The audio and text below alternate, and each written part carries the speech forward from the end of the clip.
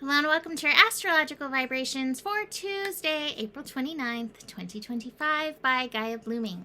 I am Mimi, and our energy mantra for today is, I align my actions with the spirit of abundance.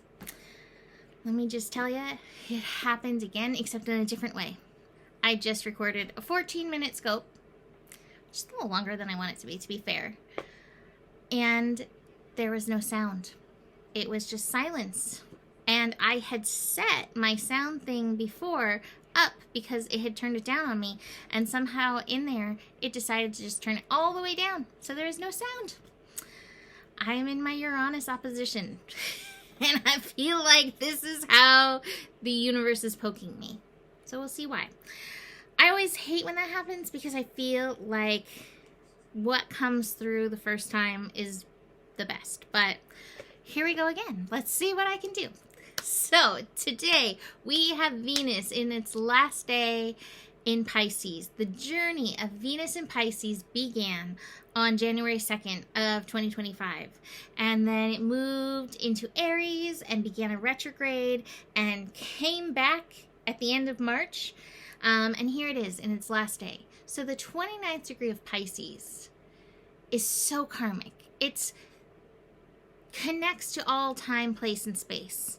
And Venus energy connects to relationships, money, worth, our gifts and talents, pleasure, the feminine.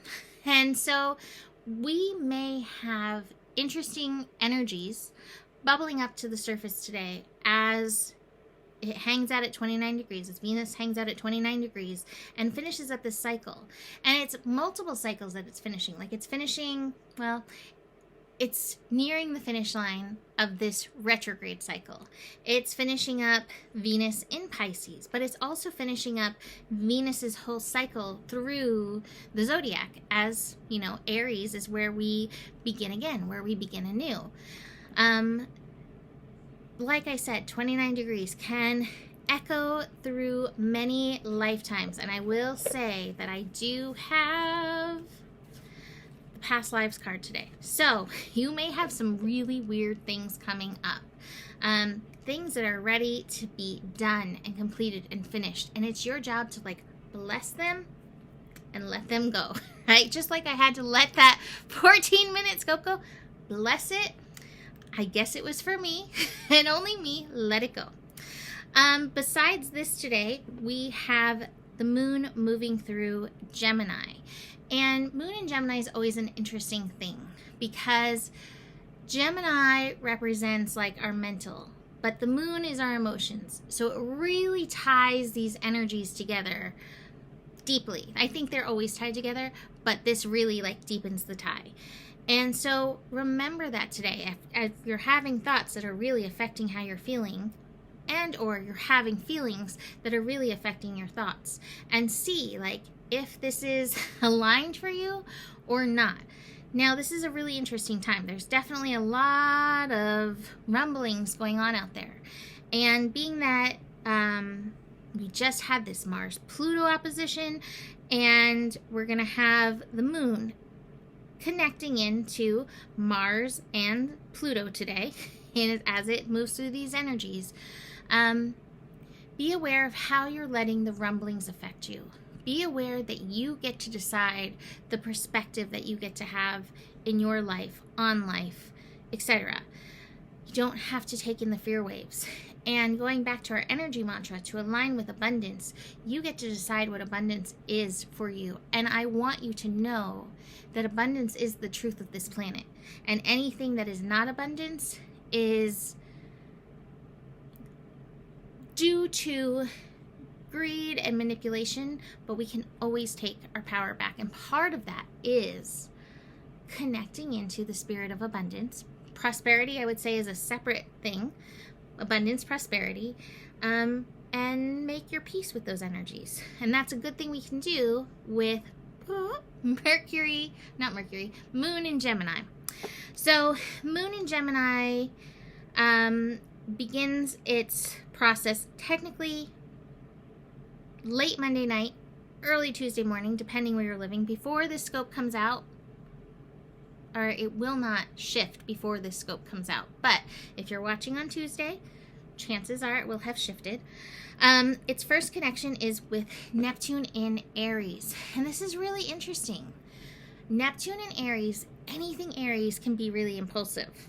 So be aware of, again, what in the world is making you feel impulsive? And are you feeling impulsive from the energy of love, or are you feeling impulsive from the energy of fear?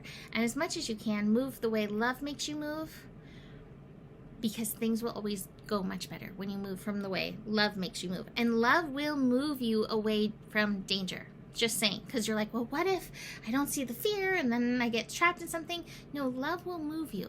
So stay in love. These may also bring up really interesting dreams. I had bonkers dreams last night, so be aware. The universe is trying to speak to you through symbols as well to tell you what you need to know. Then we have the moon connecting into Pluto-Mars. We're waking up as the moon is connecting into Pluto-Mars. So this could be a tough wake-up morning, but it also doesn't have to be. You know, part of Pluto in Aquarius is taking your power back. And part of it is taking your power back from the airwaves, from the fear waves. I don't know why my hand looks so orange. How interesting.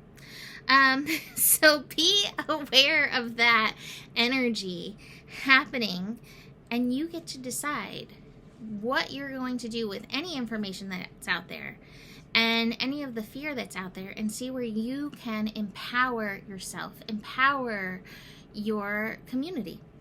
Moon and Mars.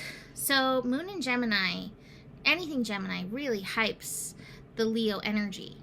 And so again, how are you going to speak to yourself today? How are you going to amp yourself up for the energies? This is your decision in the morning. Mars can feel frustrated and angry that things aren't going its way, but if you hype it, it's going to be like, no worries, it's all good. Let's keep rolling, you know? So watch for how you decide to, again, hype yourself up in the morning for the day.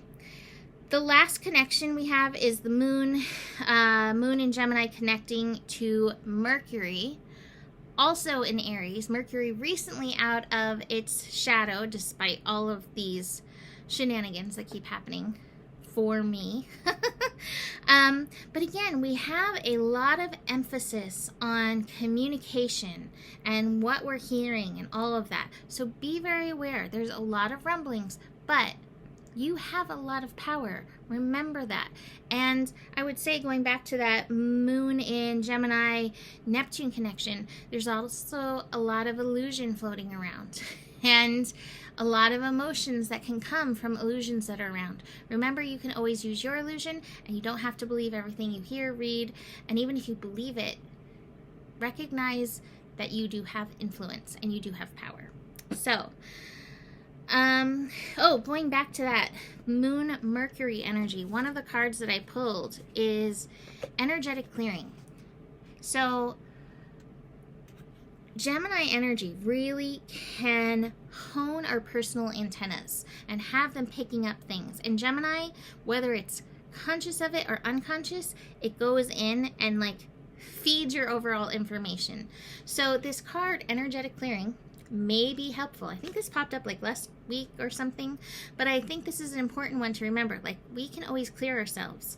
It sort of says, during crisis, the Holy One herself may be emptying you of fear and attachments, preparing you to receive her luminous plan. And it reminds us to connect to divine source. Help me know that all my deepest needs will be met. I feel like that's a beautiful definition for abundance. All my deepest needs will be met. Let me trust that you have a plan and the right actions will come.